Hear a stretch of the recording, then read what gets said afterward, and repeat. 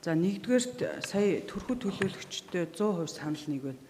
Хэдийгээр одоо улсын комисс авчихсан. За төр нийслэлийн зүгээс өнгөрсөн онд нийслэлийн төлөөлөгчид хотын даргатай нийлж хагаад 5 тэрбум төгрөгийн их усүр ягаад хэвтэ шугамудаа засчихсан. Гэтэл зэвтэ бас гарсаар л байна.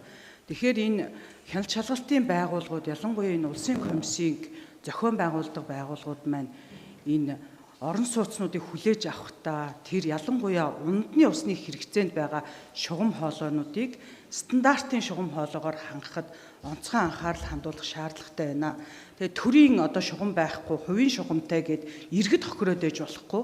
Тийм учраас хяналт шалгалтын байгууллагууд зарим одоо дөнгөж саяхан ашиглалтанд ороод 2 жилч болоогүй орон сууцнаа ундны ус зэвтэ гардаг.